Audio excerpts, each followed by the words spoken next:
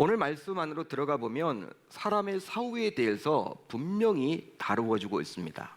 사람이 죽게 된 다음에 어떤 일이 벌어지는지에 대해서 오늘 말씀은 말을 해주고 있죠. 바로 두 사람인 부자와 거지 나사로 모두 살았던 환경은 모두 달랐어요. 한 사람은 부유했죠. 한 사람은 남에게 구걸하면서 삶을 살아야 했어요. 완전히 처지는 달랐습니다. 이 땅에서. 그렇지만 동시대에 같은 지역에서 이 땅에서 살았습니다. 그 둘은요. 하지만 결국 두 사람 모두 시차를 두고 생을 마감하게 되었다는 거예요. 이게 바로 우리 인생이죠. 사람은 태어나는 것들은 순서가 있지만 죽을 때는 순서가 없습니다. 어떻게 될지 몰라요. 그리고 누구든지 사람은 다 한 번 태어나게 되어 있으면 한 번 죽게 되어 있다는 거예요. 이것의 예외는 없습니다. 아무리 권력자라 하더라도, 돈이 많은 부자라 하더라도, 많이 배운 석박사라 하더라도, 석학이라 하더라도 이 죽음의 문제를 해결할 수가 없죠. 자, 그러다 보니까 독재자들도요 죽잖아요. 독재자들 그렇게 철권 통치를 하고 한 나라를 이렇게 여러분 다스렸던 그런 독재자들도 다 죽습니다. 대재벌도 마찬가지고요. 다 죽습니다. 그 결과 오늘 말씀을 보게 되면 거지 나사로는 어떻게 되었습니까? 이제 죽은 다음에 아브라함의 품에 안겨서 살게 되었다. 이렇게 나와 있고요. 부자는 음부의 품에 안겨서 살게 되었다라고 말을 해주고 있죠. 어디에 나와 있습니까? 다음의 구절을 통해서 확인이 가능하죠. 이에 그 거지가 죽어 천사들에게 받들려 아브라함의 품에 들어가고 부자도 죽어 장사되매 그가 음부에서 고통 중에. 이 구절에서 볼 수 있듯이 거지가 죽은 다음에 가게 된 아브라함의 품은요 바로 하나님의 품이요 곧 천국을 말합니다. 반면에 부자가 죽은 다음에 가게 된 음부의 품은 곧 사탄의 품이요 지옥을 말하죠. 따라서 비슷한 연령대를 가진 두 사람이 비슷한 시기에 비슷한 장소에서 살았지만 결국 사후에 살게 된 곳은 완전히 달랐다는 거예요. 한 사람은 하나님의 품에, 한 사람은 사탄의 품에 안기게 되었다는 것이죠. 여러분, 아마도 부자는 너무나도 당시 어이가 없었을 거예요. 어이가 없겠죠. 왜냐하면 거의 일평생 자기 집 대문에서 살면서 자신의 집에서 나오는 음식 찌꺼기로 연명했던 거지 나사로는 죽음 이후에 자신의 처지와는 비교할 수 없는 아브라함의 품에 있었기 때문입니다. 어쩌면 부자는요 당시 아브라함의 품에서 행복하게 지내는 이 거지 나사로의 모습을 보면서 큰 충격을 받은 나머지 말이 나오지 않았을 거예요. 말을 할 수 없었을 거예요. 너무나 큰 충격을 받다 보니까. 하지만 속으로는요 다음과 같이 생각하지 않았을까요? 야, 이거 어떻게 된 거야? 나는 이렇게 지금 힘들고 고통스럽고 어려운 지옥에 와 있는데 어떻게 내 집에서 빌어먹었던 거지 나사로는 그 황홀한 행복한 천국에 거하게 된 것일까? 이거 과연 어떻게 설명을 해야 되지? 왜 이런 일이 벌어졌지? 아마도 말로 표현을 하지 못할지언정 이 부자는요 속으로 이런 생각을 했겠죠. 아마 부자는 자신과는 너무나도 다르게 그동안 자신이 하찮게 여겼던 나사로가 하나님의 품에서 행복해하는 모습을 보면서 너무나도 속상해서 감내하기가 힘들었을 거예요. 속상하죠, 여러분. 실제로 부자의 입장에서는요 거지 나사로의 경우 일평생 자신이 먹여 살린 것과 마찬가지라고 충분히 여길 수도 있었습니다. 바로 거지 나사로는 매일 자신의 대문 앞에서 구걸하면서 삶을 살아왔었기 때문이죠. 그러기에 부자는 이 거지로 인해서 실질적으로 많은 피해를 입기도 했어요. 그러니까 부자의 입장에서는요 이 거지로 인해서 많은 피해를 입었습니다. 이게 어떻게 설명이 가능하느냐? 여러분, 자신과 가족과 지인들이요 대문을 여러분 지날 때마다 항상 누가 앉아 있어요? 거지가 앉아 있는 거예요. 거지가 얼마나 여러분 냄새가 나는지, 얼마나 지저분한 몰골로 앉아 있는지. 여러분들의 집 앞에, 대문 앞에, 정문 앞에 누군가 매일 와서 구걸을 한다고 생각해 보세요. 집 앞에서 매일, 그것도 하루 이틀도 아니고. 여러분, 이건 스트레스죠. 스트레스죠, 여러분. 그건 어떻게 용납이 안 되는 거죠. 이거 어떻게 참을 수 있겠습니까? 아무리 거지라고 하지만 자신의 집 앞에서 구걸하는데 여러분 얼마나 스트레스가 있겠습니까? 이건 여러분 이런 민폐가 어디 있어요? 따라서 자신이 여러분 배려한 거죠, 한마디로. 거기에 더하여 한 푼 달라며 구걸하는 거지의 애원하는 소리를 끊임없이 들어야만 합니다. 여러분 칭찬하는 소리, 좋은 소리도요 한두 번 들으면 좋지만 계속 여러분 반복해서 그걸 들으면요 어떨 땐 짜증나잖아요. 놀리는 것도 아니고 뭐 다른 칭찬을 여러분 이렇게 매일 다르게 하면 몰라도 같은 칭찬을 매일 같은 날 한다. 여러분 좋은 이야기도 매일 들으면요 이렇게 귀찮거든요. 근데 한 푼 줍쇼 한 푼 줍쇼 이걸 매일 들어야 되니 오갈 때도 듣고 나갈 때도 듣고 매일 들어야 하니 이것 자체가 여러분 스트레스일 거란 말이에요. 한마디로 여러분 피해를 당한 거죠. 여러분 정말 부자는 어쩌면 너무나도 억울하다고 생각할지도 모르겠습니다. 바로 자신이 부자로서 살아가고자 너무나도 최선을 다해서 열심히 살아왔잖아요. 물론 일부 사람들은 자신을 바라보면서 인색하다고 할 수는 있겠지만 그럼에도 불구하고 자신은 아주 오랜 기간 이 거지를 거두어 먹였고요. 또 자비를 베풀었기에 스스로 선을 쌓아왔다고 자부할 수 있겠죠.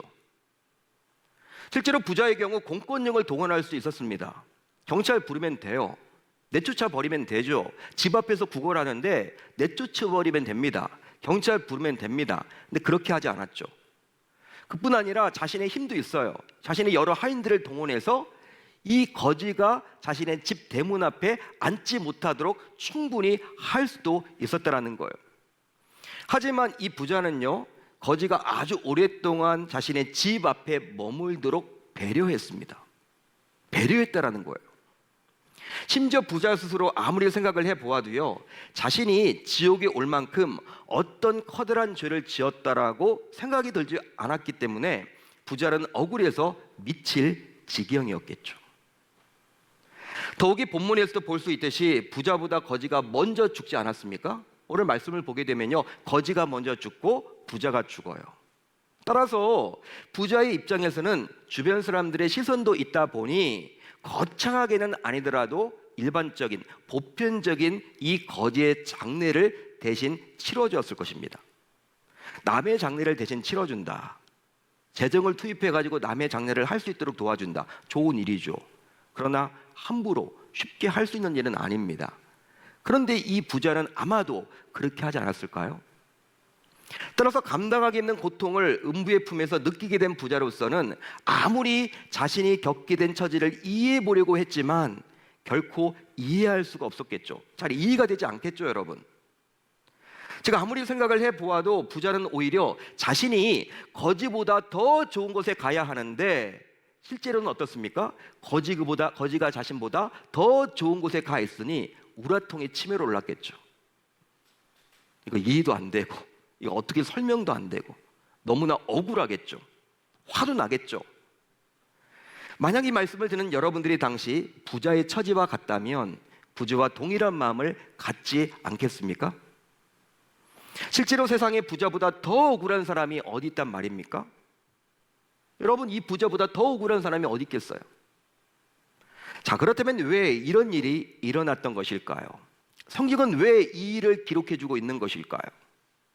그것은 바로 부자가 음부에 가야 할 분명한 이유가 있었기 때문이에요. 이 부자가 지옥에 가야 할 분명한 이유가 있었기 때문이에요. 그런데 안타깝게도 부자가 그것을 놓치고 살았던 것이죠. 자, 그러면 부자는 왜 죽음 이후에 음부의 품에 머물러야 했던 것일까요? 왜 음부의 품에 들어가서 살아가야만 했던 것일까요? 이 질문에 대해서 오늘 말씀에서 힌트를 얻을 수가 있는데요. 자, 19절이 중요합니다. 19절. 여러분, 오늘 16장 19절이 중요한데 19절을 한번 같이 읽어보겠습니다. 시작. 한 부자가 있어 자색 옷과 고운 베옷을 입고 날마다 호화롭게 즐기더라. 날마다 호화롭게 즐기더라. 자, 이 구절을 통해서 부자가 하루하루 어떻게 보냈는지 그 부자의 일상을 알 수가 있죠. 어떤 삶을 살아왔는지. 따라서 부자는 하루하루 호화롭게 즐기면서 보내느라 정작 중요한 것을 놓치면서 살았다라는 거예요. 뭘 놓쳤습니까? 어떤 중요한 것을 놓쳤습니까? 그것은 바로 자신에게도 죽음이 조만간 찾아올 것이라는 사실을 놓쳤다라는 거예요. 나도 죽는구나. 나도 죽게 되는 거구나. 즐기는 데 바빠가지고 그것을 놓쳤다라는 거예요. 즉 부자는 하루 24시간을 자신의 부를 가지고 즐기면서 정신없이 살아가느라 정작 자신에게도 죽음이 조만간 닥칠 것이라는 생각조차 하지 못했습니다. 그러기 오늘 말씀에서 볼 수 있는 부자는요, 오직 오늘뿐이었어요. 오늘밖에 없는 사람의 대명사가 바로 오늘 말씀에 나와 있는 이 부자였습니다. 한마디로 오늘 먹고요, 오늘 마시고요, 오늘 입고 오늘 즐기면 그만이에요. 이 부자의 모습입니다. 오늘이 중요해. 오늘 즐겨야 돼. 따라서 그에게 있어서 내일은 마치 오지 않을 것처럼 오늘의 시간만을 즐기고 보내는데 충실했던 것이죠. 그러다 보니 분명히 부자인 그에게도 어느 누군가가 찾아와서 내일을 준비하라고, 내일을 준비해야 된다고, 그뿐 아니라 장차 죽음 이후에 가게 될 내세에서 아브라함의 품에 안기기 위해서 지금부터 준비하라고, 이런 말을 누군가가 와서 했을 텐데 오늘을 즐기는데 바빴던 그는 이런 소리를 듣고 무시하며 귀찮게 여겨버렸던 것입니다. 심지어 오늘을 이렇게 즐길 수 있는데 무엇을 준비하냐며 비웃기까지 했겠죠.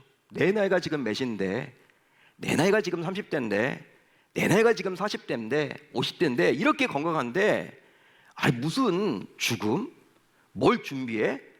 오늘 지내기도 바쁜데 그런 소리 하지 말라고. 여러분 한 귀로 듣고 한 귀로 그냥 흘려보냈겠죠. 이 부자는 오늘을 즐기는데 바빠가지고, 오늘을 여러분 지켜내는데 바빠가지고 바쁘게 지내다 보니까, 자, 이 반에서 나사로는 그렇다면 어떻게 하루하루를 살았던 것일까요? 나사로, 오늘 말씀 20절로 21절을 보면 알 수가 있는데 우리 한번 같이 읽어봅니다. 시작.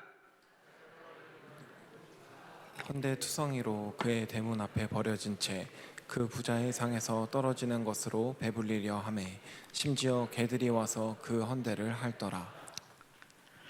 이 구절에 따르면요, 거지는 정말 사람들에게 무시당하며 비참한 삶을 살았어. 부자가요, 이런 밥을 먹다가 밑에 여러분 개들이 막 다니잖아요. 그럼 여러분 그냥 던져, 자기가 먹다가 고기 반찬 같은 것은. 개들이 여러분 와서 막 주워 먹잖아요. 그때 거지도 같이 있었어요. 그 현장에. 그러니까 개 같은 인생이 바로 이 거지였다라는 거예요. 얼마나 비참합니까? 또 얼마나 배고프겠습니까? 배고프니까 그런 짓을 하겠죠. 따라서 거지는 매일 밤마다 다음날 아침을 맞이하기가 두려웠을 거예요. 아침만 안 오면 좋겠다. 아침이 안 오면 좋겠다. 왜 그랬을까 여러분? 또 날이 밝으면요, 누군가에게 당할 수모와 배고픔을 견뎌야만 했기 때문이죠. 자, 그렇지만 그런 고난 속에서도 이 거지 나사로는 어느 누군가를 통해서 듣게 된 내일에 대한 준비, 또 자신의 죽음 이후 하나님의 품에 안길 준비를 철저하게 했겠죠.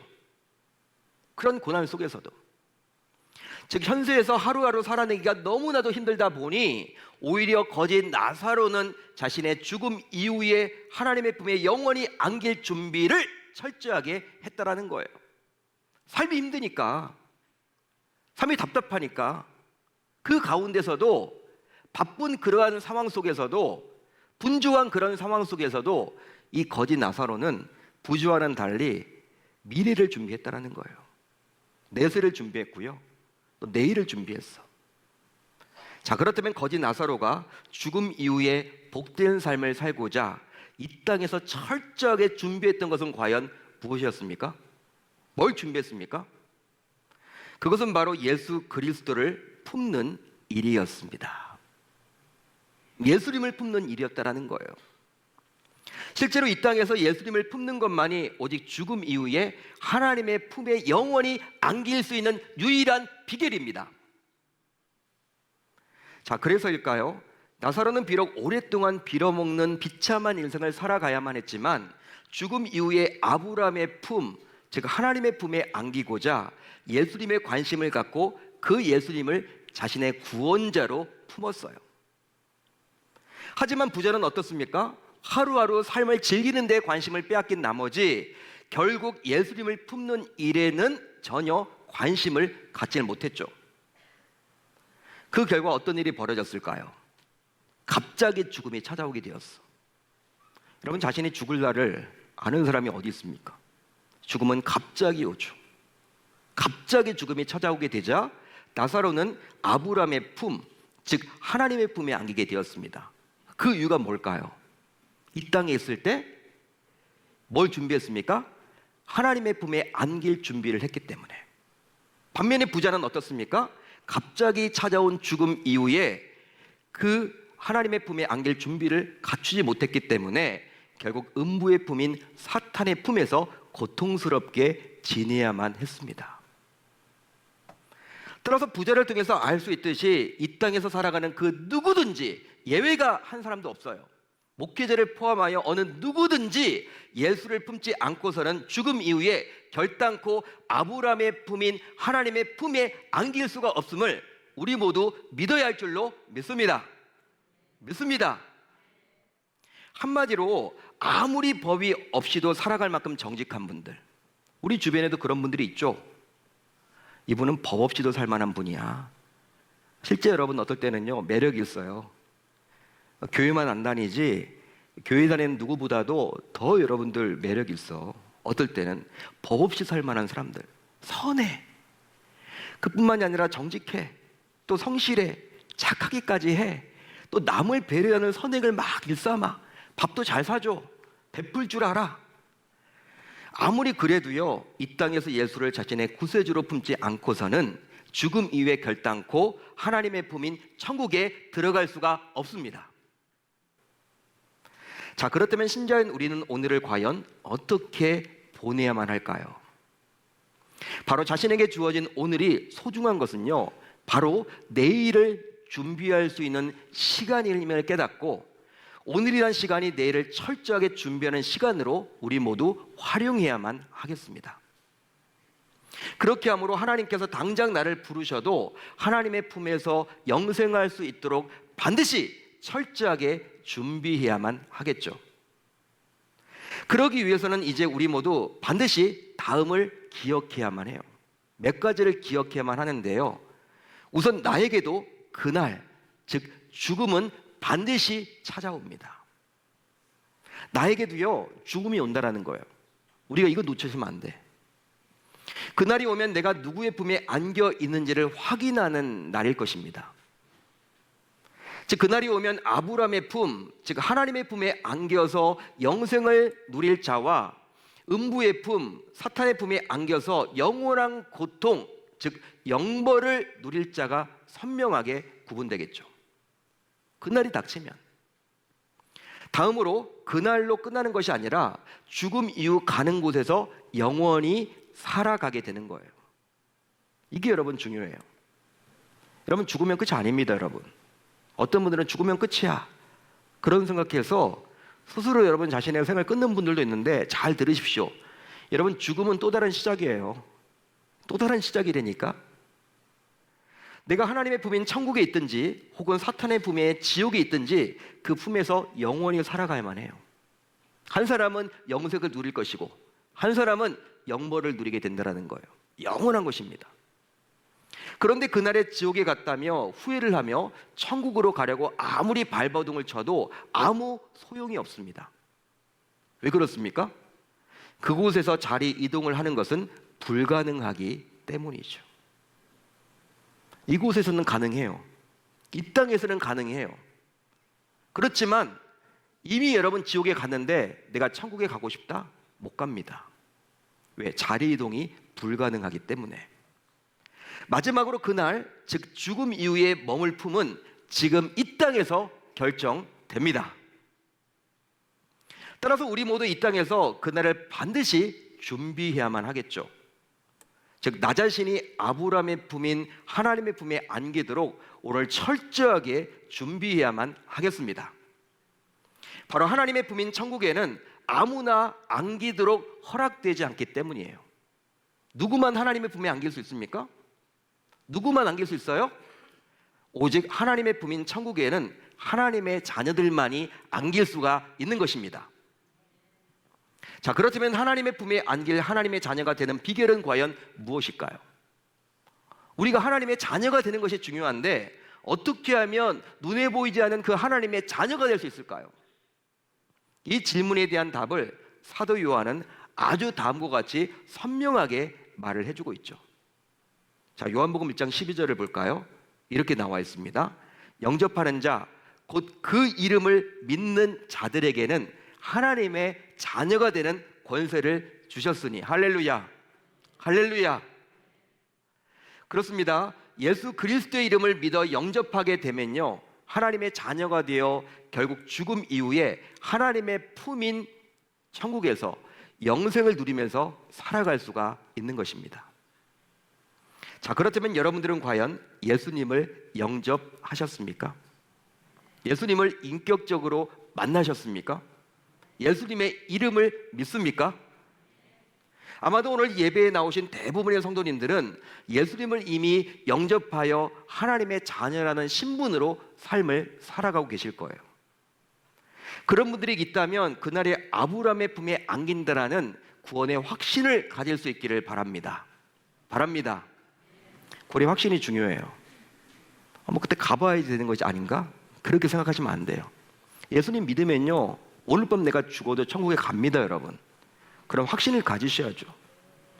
하지만 안타깝게도 교회는 오래 다니고 있고 심지어 직분자라 하지만 아직까지도 예수님을 인격적으로 영접하지 못한 분들 역시 우리들 곁에 있습니다.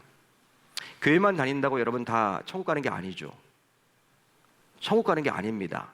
교회만 다니는 거죠. 예수님을 교회를 통해서 인격적으로 만나셔야 해요. 근데 여러분, 교회를 오랫동안 다녀도 이 구원의 확신도 없고 예수 그리스도의 십자가의 죽음과 그 부활이 역사적인 사건으로 믿어지는데, 예수님께서 왜 십자가에 달려 죽으셨느냐? 바로 죄인된 나를 구원하고자 그분이 나 때문에 내 죄를 사해주기 위해서 십자가에 달려 죽으셨고 사망 권세를 이기고자 부활하셨음이 믿어지지 않는다면 이건 여러분 아직 구원받지 못한 거예요. 복음을 전하고 이 영접 기도를 그대로 따라하지 못하니까 눈을 깜빡깜빡 해달라고 해도 끝까지 거부하는 분들이 있어요. 싫다는 거예요. 싫다는 거예요. 여러분들이 오늘 이 자리에 초청받아 온 것도 주의 은혜고요. 여러분들을 위해서 얼마나 눈물로 기도를 했는지 몰라요. 여러분들을 아는 누군가가 여러분들을 초청한 그분이 정말 오랜 기간 동안 눈물로 기도를 했습니다. 왜? 사랑하기 때문에. 여러분, 그러한 하나님의 은혜로 여러분들이 지금 이 영접 기도를 따라 하셨습니다. 쉬운 게 아니에요, 여러분. 이 영접 기도를 따라 했다는 것은요, 하나님께서 마음을 열어주셨기 때문에 가능한 거예요. 돈 준다고 해도 여러분 따라하지 않습니다. 제가 많이 여러분 해봤어요. 병원에 가서도 사역을 할 때 정말 그 호스피스 병동에서도 이런 일들을 해봤는데 여러분 하지를 않더라고요. 하질 않더라고요. 오늘 여러분들이 누군가의 초청에 의해서 이 자리에 왔을 때 따라 했습니다. 또 교회는 오랫동안 다녔지만 또 오래간만에 이 자리에 나오신 분들 가운데서도 구원의 확신이 없는데 이것을 따라 했다는 것은요, 이제 하나님께서 나를 자녀 삼아 주시겠다라는 징표입니다. 따라서 이 영접 기도를 따라 했기에 이제 여러분들은 하나님의 자녀로서 그날에 나사로와 같이 하나님의 품에 안겨서 영생하게 될 줄로 믿습니다. 믿습니다. 그런데 목사님, 아직까지 저 구원의 확신이 없어요. 구원의 확신은요, 믿음의 분야입니다. 믿음이 생겨야 돼요. 영접 기도를 따라 했다고 해서 하나님의 자녀가 되었지만 내가 과연 죽은 다음에 천국 갈까? 지옥 가는 거 아니야? 이런 의심이 드는 것은 사실이에요. 왜? 믿음이 아직 없기 때문에. 믿음은 언제 생깁니까? 믿음은 들음에서 나고 들음은 그리스도의 말씀으로 말미암는다라고 바울은 이야기를 해주고 있습니다. 따라서 이 믿음이 생기려면 그리스도의 말씀을 들으셔야 돼요.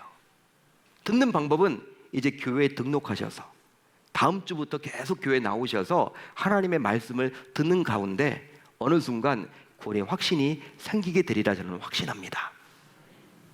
그러기에 이제 우리 모두 그날에 하나님의 품에 안기기를 소망하는 이 하나님의 심정을 반드시 기억하셔서 하나님의 자녀답게 매주일 교회에 나와서 하나님께 예배를 드리겠다고 다짐하고 결단하고 돌아갈 수 있기를 우리 주님의 이름으로 축원합니다. 축원합니다. 그렇게